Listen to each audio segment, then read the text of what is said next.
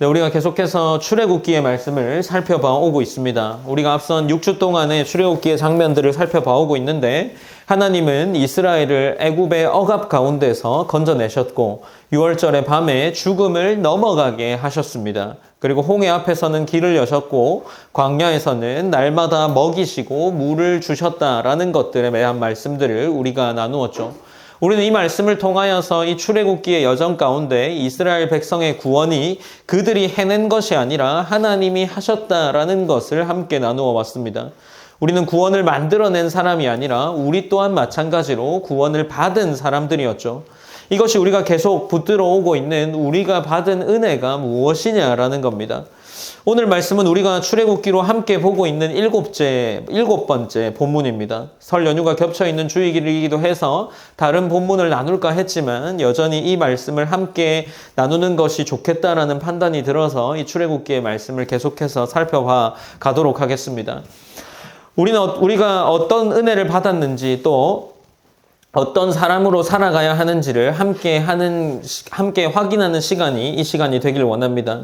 그래서 우리가 이 하나님이 이렇게 이스라엘 백성을 살려주셨다면 그 다음은 무엇일까라는 질문들을 계속해서 대답해 나가길 원합니다.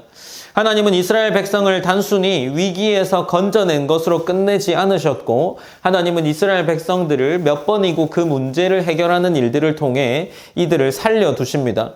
그리고 그들에게 이제 살려둔 후에 방향을 설정해 주는 본문이 오늘 본문이라고 할 수 있습니다. 이스라엘 백성을 구원해 주신 것은 문제에서 벗어나는 데서 끝나는 사건이 아니라 그들을 새로운 삶, 그 새로운 정체성으로 부르시는 것을 오늘 본문에서 보여주고 있습니다. 그래서 이제 출애굽기의 방향은 어디서 어떻게 나왔는가를 넘어서 어떻게 살아갈 것인가, 어디로 살아갈 것인가, 어떤 정체성을 가질 것인가를 말하는 본문이 됩니다. 오늘 우리가 함께 살펴볼 본문은 출애굽기 19장 1절부터 6절까지의 말씀입니다. 이 장면은 이스라엘 백성이 시내산에 도착해서 하나님과 언약을 맺는 서문에 해당하는 자리라고 할 수 있습니다. 많은 사람들이 이 본문을 율법의 시작으로 이해하고 있지만 성경은 이 장면을 명령으로 시작하기보다 하나님은 먼저 내가 어떻게 너희를 인도하였는가를 상기시키시고 그 다음에 그러므로 너희는 이라고 말씀하시는 문맥으로 이어져 나가고 있습니다. 그러니 이것은 율법이 구원의 조건이 아니라 구원받은 백성의 정체성을 선언하는 말씀이 된다라는 것을 보여줍니다. 사랑하는 성도 여러분, 출애굽기 19장은 하나님이 우리에게 무엇을 요구하시기 전에 우리가 누구인지를 먼저 알려주는 본문이 됩니다. 하나님은 백성을 종으로 부르셨지 않고 이후에 살펴보겠지만 내 소유된 백성, 제사장 나라, 거룩한 백성이라고 부르고 있습니다. 그러니 이것은 의무가 아니라 신분이 어떻냐, 신분의 선언이고 부담이 아니라 우리에게 은혜의 이름표가 된다라는 겁니다.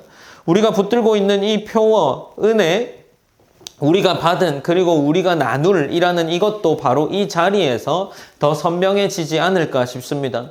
은혜는 단지 위험에서 건져내는 사건이 아니라 우리를 새로운 사람으로 부르는 하나님의 결정이기 때문입니다.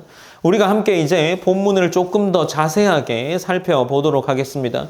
본문 19장 1절과 2절 말씀을 한번 한 목소리로 함께 읽으시겠습니다. 19장 1절과 2절입니다. 시작.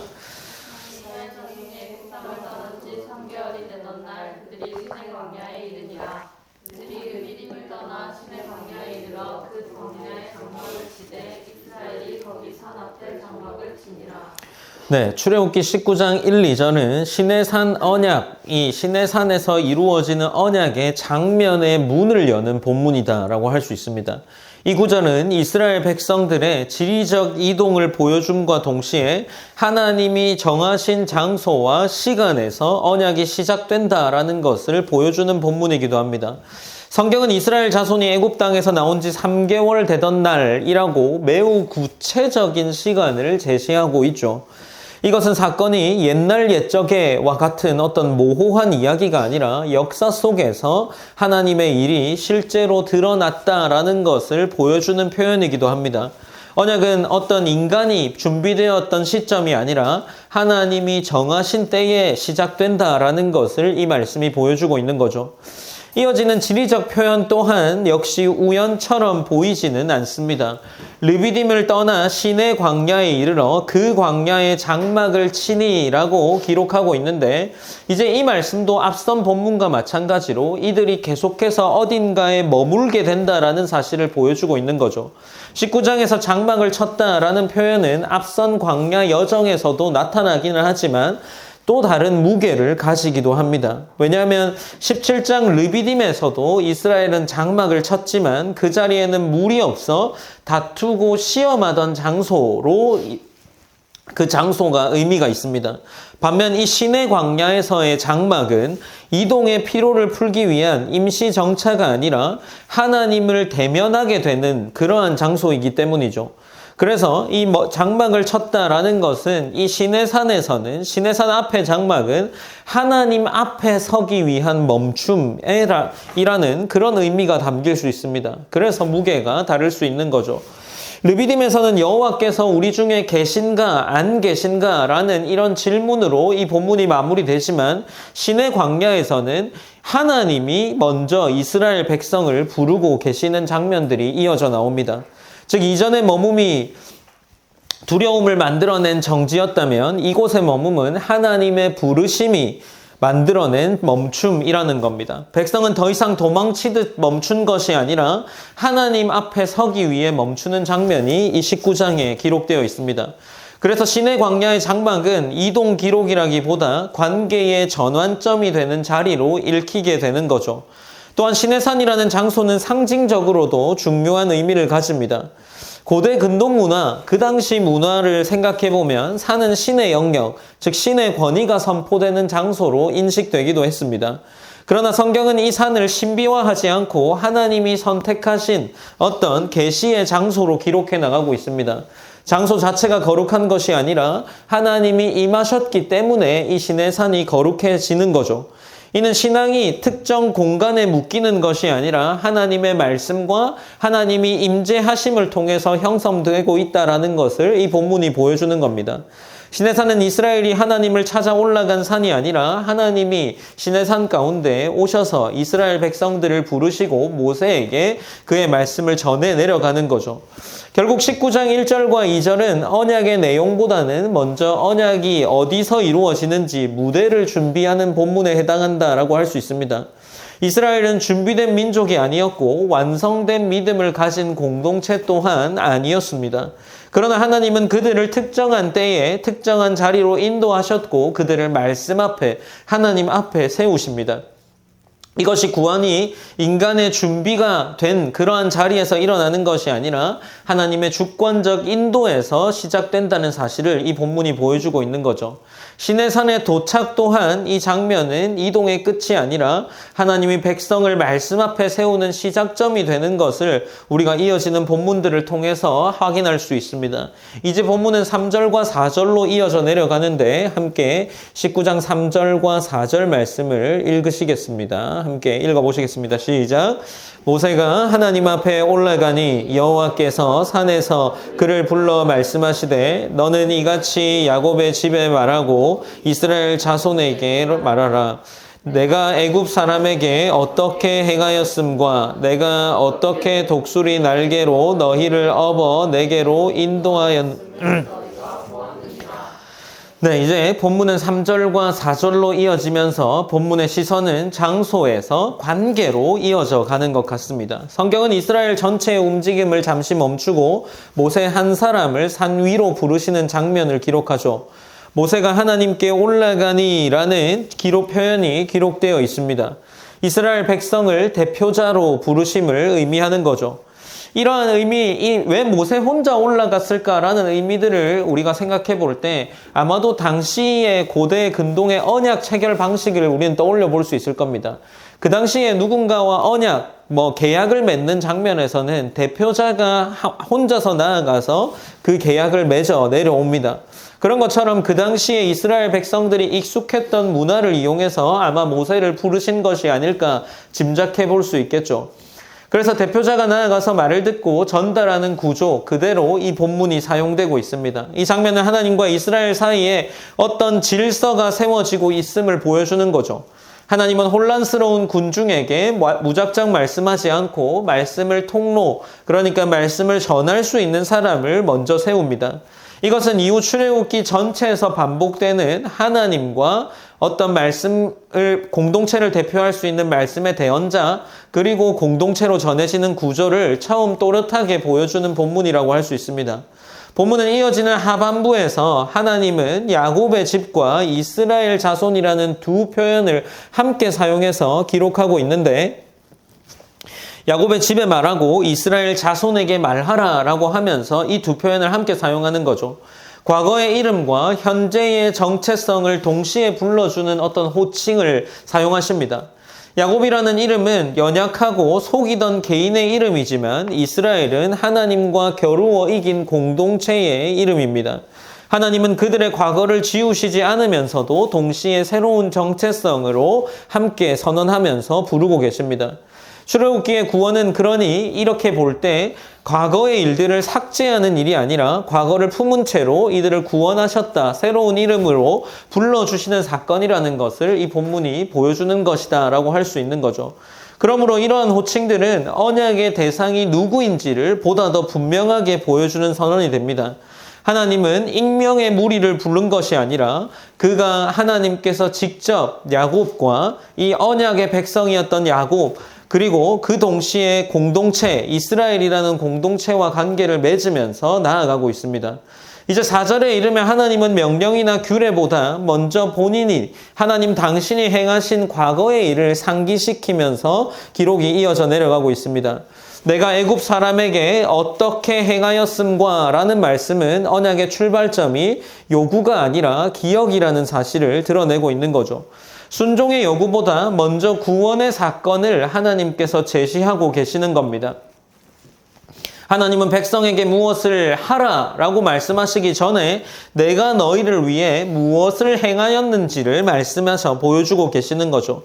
이것도 마찬가지 율법이 구원의 조건이 아니라 구원받은 백성의 정체성 위에 주어지는 법이라는 것을 보여주는 중요한 순서라는 거죠.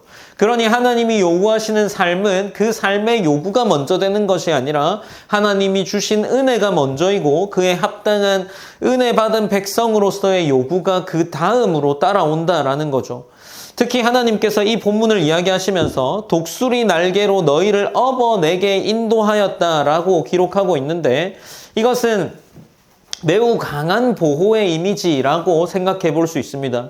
독수리는 맹금류이지만 동시에 이 독수리를 생각해 볼 때 새끼를 보호할 때는 가장 높이 날면서 위험에서 떼어내는 그러한 상징으로 사용되었습니다. 그러니 하나님이 지금 이스라엘을 애굽에서 꺼내셨다라고 말하지 않고 내게 인도하셨다라고 덧붙이는데 출애굽의 목적지가 땅이 아니라 하나님께 인도되는 것을 밝히는 구절인 거죠. 구원의 장소는 구원이라는 것은 그들이 문제가 있던 장소에서 건져냄을 받아 또 다른 문제가 없는 장소로 이동하는 것이 아니라 그들이 맺고 있던 관계를 끊고 이제는 하나님과의 관계를 맺는 것으로 이동해야 된다라는 것을 이 구절들이 보여주고 있는 거죠. 이 표현은 이후 이어질 언약의 모든 요구가 하나님께 속한 백성이라는 그 정체성 위에 세워져 간다는 것을 보여주는 겁니다. 결국 3절과 4절이 우리에게 보여주는 것은 하나님이 먼저 행하신 구원과 그 구원이 향하는 방향이 하나님 자신임을 동시에 드러내는 어떤 언약의 서문이 된다라는 거죠. 이제 하나님께서 그들의 정체성을 제시하시면서 본문을 이어져 내려가는데 그것이 19장 5절과 6절의 말씀입니다. 하나님이 이 이스라엘 백성들의 정체성을 선언해 주시는데 그 본문이 5절, 6절 말씀이라는 거죠. 우리가 함께 5절, 6절 말씀도 읽으시겠습니다. 함께 읽어보시겠습니다. 시작! 세계가 다 내게 속하였나니 너희가 내 말을 잘 듣고 내 언약을 지키면 너희는 모든 민족 중에서 내 소유가 되겠고 너희가 내게 대하여 제사장 나라가 되며 거룩한 백성이 되리라. 너는 이 말을 이스라엘 자손에게 전할지니라. 아멘. 네, 지금 이 5절과 6절 말씀에 이르면 본문은 마침내 언약의 핵심 선언으로 들어가게 됩니다. 그러나 이 9절 역시 명령으로 시작하지 않고 조건절의 형식을 취하는 거죠. 이제 너희가 내 말을 잘 듣고 내 언약을 잘 지키면 이라는 문장은 관계의 확인으로 이해해야 합니다. 출애굽기 19장은 율법이 구원의 전제가 아니라 이미 베풀어진 구원 위에 주어지는 응답임을 분명히 해내려가고 있습니다. 그러므로 이 조건은 이렇게 언약을 잘 지키면 이렇게 해야 구원받는다라는 의미가 아니라 이미 구원받은 백성이 어떤 정체성으로 살아가야 하는지를 보여주는 표현인 거죠. 하나님은 이스라엘을 종의 위치가 아니라 언약의 관계 속으로 부르시고 계신다라는 겁니다. 이어지는 표현에서는 어떤 표현들이 등장합니까? 너희는 모든 민족 중에 내 소유가 되겠고 라고 기록하는데 여기에서 소유라고 번역된 단어를 우리가 주목해 볼 만합니다. 특별히 이 소유라는 단어는 재산이라는 의미를 가지고 있지만 어떤 공적인 재정이 아니라 사적인 소유물, 개인적으로 간직하는 귀중품이라는 의미가 있습니다. 그러니 지금 특별히 구별된 보물이라는 것을 의미할 때 사용되는 단어가 여기서 하나님께서 이스라엘 백성들을 향하여서 내 소유가 되겠고 라는 단어를 쓸 때 표현한 단어라는 거죠. 곧 왕이 많은 재산 가운데에서도 개인적으로 간직하는 귀중품을 가리킬 때 사용되는 단어가 여기에 사용되었다라는 겁니다. 그러니 하나님은 이스라엘을 수많은 민족 가운데 하나로 두지 않으셨고 특별히 구별된 백성으로 선언하십니다. 동시에 온 세계가 다 내게 속하였나니 라는 이러한 문장들이 함께 놓여 있는데 이는 선택이 어떤 배타적 특권이 아니라 사명의 시작이라는 겁니다. 하나님은 모든 민족의 주인이시지만 그 가운데에서 한 공동체를 부르셔서 당신의 뜻을 드러내고 있는 거죠. 하나님은 모든 민족 가운데 있으시지만 그 가운데 한 공동체를 불렀다라는 겁니다. 우리가 이 본문들을 통해서 생각해야 할 것은 이 선택, 이스라엘 백성을 선택하신 것이 우월함의 근거가 아니라는 겁니다. 하나님께서 책임의 시작을 보여주는 것인데 하나님이 이 이스라엘을 택하셨다라는 말은 다른 민족보다 이 민족이 더 나은 조건을 가졌기 때문은 아니라는 말입니다. 하나님을 더 분명히 드러내야 할 자리에 세워졌다는 책임이 있는 민족이 되었다라는 것을 보여준다라는 거죠. 그러니 지금 이 선택은 특권을 누리는 선언이 아니라 하나님의 성품과 삶을 보여줘야 하는 사명을 받은 자들이 되었다라는 겁니다. 그래서 이 구절은 이 언약이 어떤 잘난 대우의 상승이 아니라 정체성의 부여가 된다라는 것을 보여주는 거죠. 이제 6절에서 이 본문의 정체성은 세 단어로 표현되면서 더 선명해진다라고 할 수 있는데 이 세 표현은 제사장 나라 그리고 거룩한 백성이라는 선언들이 있습니다. 그러니 지금 이러한 것은 공동체의 역할을 규정하는 언어라는 거죠. 지금 제사장은 신과 사이에 고대 사회에서 제사장은 신과 사이를 연결하는 중재자의 위치에 서 있었고 거룩함은 도덕적 완전성 이전의 구별됨을 의미하는 겁니다. 그러니 지금 하나님은 이 이스라엘을 특정 계층의 제사장이 되는 구조가 아니라 공동체 전체가 하나님을 드러내는 통로가 되었다라는 겁니다. 그러니 지금 이 나라를 향해서 하나님이 제사장 나라라고 기록하면서 내려가고 있는 거죠. 그리고 이제 또 거룩한 백성이라고 부르시는 이것 또한 하나님이 이들을 통해서 구별됨을 보이겠다라는 겁니다. 그래서 이 나라라는 표현은 정치적 독립이라는 것보다 통치의 소속, 누구에게 통치를 받고 있느냐라는 소속을 가르치면서 이 공동체가 누구의 다스림 아래에 있는지를 선언하고 있는 겁니다. 그러니 결국 5절과 6절 말씀은 하나님이 이스라엘을 무엇에서 건져내셨나를 보여주기보다 무엇으로 세우시는가를 말하는 언약의 중심부가 되는 거죠. 그래서 이 5절과 6절 단락은 출애굽기의 흐름 전체를 요약하는 문장처럼 서 있다라고 이해할 수 있습니다. 하나님은 애굽에서 끌어내는 것으로 구원을 마무리하지 않으십니다. 하나님은 하나님께 속한 백성으로 그 끌어낸 백성을 다시 세우시고, 순종은 구원을 위한 조건이 아니라 이미 주어진 정체성, 그 정체성에 합당한 방식으로 살아내야 한다는 것을 본문이 보여주는 거죠. 이스라엘은 종의 자리에서 자유인이 되었을 뿐만 아니라 하나님의 소유가 되었고 제사장의 나라가 되었고 거룩한 백성이 되었다라는 것을 이 본문이 보여주고 있습니다. 그래서 출애굽기 19장 5절과 6절은 율법의 시작이 아니라 은혜가 어떤 삶으로 이어지는지를 보여주는 본문이 되는 거죠. 구원은 끝이 아니라 정체성의 출발이 되는 겁니다. 언약은 요구 이전에 먼저 하나님의 이름 부르심이 이 언약의 부르심이 된다라는 거죠. 출애굽기 19장 1절부터 6절은 율법이 시작되는 장면이 아니라 하나님이 자기 백성에게 너희는 누구인가를 먼저 선언하는 자리가 됩니다.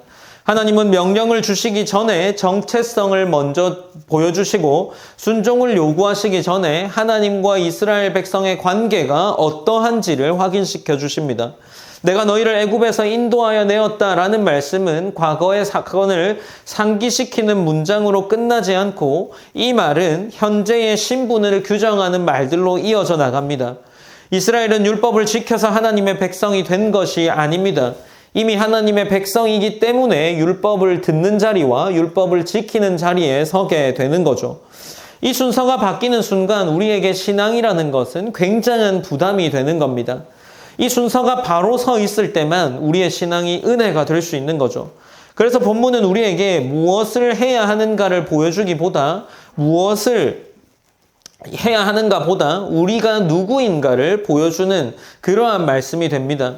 우리가 매주 드리는 예순과도 이것을 연결해서 생각해 볼 수 있는데 십계명을 낭독할 때 제가 꼭 이 10장 1, 2절의 서론을 함께 낭독합니다.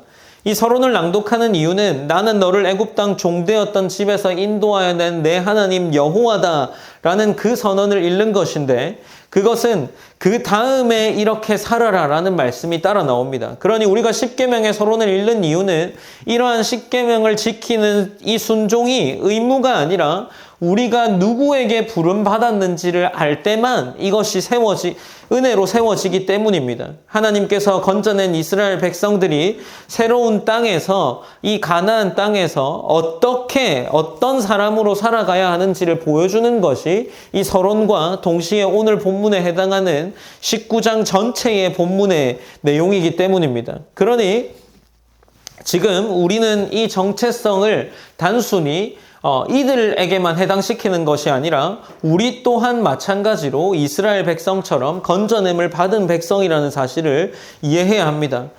그래서 이 정체성의 표현들, 19장 5절, 6절에 나타나는 표현들이 단순히 출애굽기에만 머물지 않고 신약의 말씀에도 있는데 우리가 이 말씀도 한번 함께 읽어봤으면 좋겠습니다. 베드로전서 2장 9절 말씀입니다. 베드로전서 2장 9절 말씀 우리가 한번 한 목소리로 함께 읽어보았으면 합니다.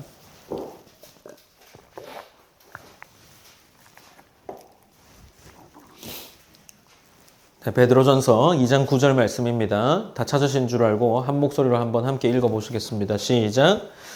그러나 너희는 택하신 족속이요 왕같은 제사장들이요 거룩한 나라요 그의 소유가 된 백성이니 이는 너희를 어두운 데서 불러내어 그의 기이한 빛으로 덕을 선포하게 하려 하심이라. 아멘. 네, 그러니 이 마찬가지의 문맥을 보여주는 거죠. 마찬가지의 의미를 보여줍니다. 이 하나님께서 마찬가지 신약의 성도들을 부르시고 그 신약의 성도들에게 너희는 택하신 족속이요 왕같은 제사장이요 거룩한 나라요 그의 소유가 된 백성이라고 부르십니다. 그런데 이렇게 부르신 이유가 무엇이라고 이 베드로전서 2장 9절이 이야기합니까? 그의 기이한 빛에 들어가게 하시니에 아름다운 덕을 선포하게 하려 하심이라 라고 이야기를 합니다. 아름다운 덕을 선포하게 하려 함이라는 거죠. 여러분에게 아름다운 덕은 무엇입니까? 우리가 이런 것들을 함께 고민해 보아야 하지 않겠습니까? 하나님은 한 시대, 한 민족에게만 이 말씀을 주신 것이 아닙니다. 당신의 백성된 공동체 전체에게 같은 정체성을 부여하시는 거죠. 왕같은 제사장, 거룩한 나라, 하나님의 소유된 백성이라는 이 표현들을 우리 교회 공동체에게까지 적용시켜 불러주십니다. 이것은 하나님이 사람을 부르실 때 여전히 그의 부르심의 정체성은 동일하다라는 겁니다. 하나님은 먼저 정체성을 주시고 그 다음에 삶의 방향을 주십니다. 그래서 우리의 신앙은 새로운 의무를 얻는 것이 아니라 본래 부여받은 신분을 깨닫는 과정이어야 합니다. 우리는 더 나은 사람이 되기 위해 부름받은 것이 아니라 하나님의 사람이 되기 위해 부름받은 것을 우리는 기억해야 합니다. 사랑하는 성도 여러분, 이 본문이 우리에게 주는 가장 큰 위로가 바로 여기에 있습니다. 하나님은 우리를 사용하시기 전에 먼저 부르셨다라는 거죠. 하나님은 우리에게 일을 맡기기 전에 우리를 먼저 소유하셨습니다. 우리는 하나님께 필요해서 붙들린 존재가 아니라 하나님께 사랑받기 때문에 붙들린 존재라는 것을 기억해야 합니다. 정체성이 먼저 주어졌다는 것은 우리의 가치가 우리의 성취에 달려있지 않다라는 것을 보여줍니다. 하나님은 우리가 충분히 준비되었기 때문에 부르신 것도 아닙니다. 부르심 속에서 준비되어 가도록 인도하시는 것이 하나님의 부르심입니다. 그러므로 신앙의 출발점은 우리가 잘해야겠다라는 의지보다 하나님이 우리를 부르신 그 정체성에서 출발해야 됩니다. 나는 하나님의 백성이다라는 그러한 정체성을 가지지 못하면 이 성경에 기록된 모든 순종을 요구하는 말씀은 그저 우리에게 우리의 불편을 요구하는 명령에 불과하게 됩니다. 그렇게 그리스도인으로 사는 삶은 어떤 역할을 해내기 위해 살아가는 삶이 아니어야 합니다. 이미 주어진 정체성에 걸맞게 살아가기 위해 노력해야 되는 거죠. 우리는 하나님께 인정받기 위해 순종하는 사람들이 아니라 이미 하나님의 소유가 되었기 때문에 순종하는 사람들이어야 합니다. 우리가 이러한 순서들을 잘 이해하고 우리의 삶을 이끌어 가야 하지 않을까 싶습니다. 그럴 때에 우리의 바른 정체성 위에 신앙이 세워지는 그러한 삶을 살아갈 수 있습니다. 이 정체성을 기억하는 공동체는 순종의 이유가 달라지겠죠. 우리 나름대로 교회가 해야 할 역할들을 어려서부터 익히 들어왔기 때문에 알고 있습니다.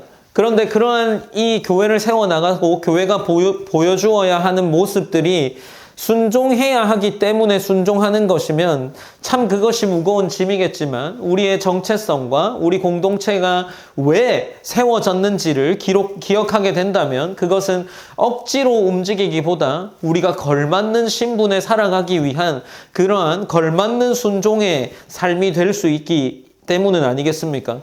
출애굽기 19장은 율법을 여는 문이 아니라 우리에게 은혜를 받은 자라는 정체성을 보여주는 본문입니다. 우리는 명령 앞에 서 있는 존재가 아니라 먼저 부르심을 받은 존재입니다. 이 사실을 놓치지 않을 때 우리의 신앙은 부담이 아니라 기쁨이 되어 갈 겁니다.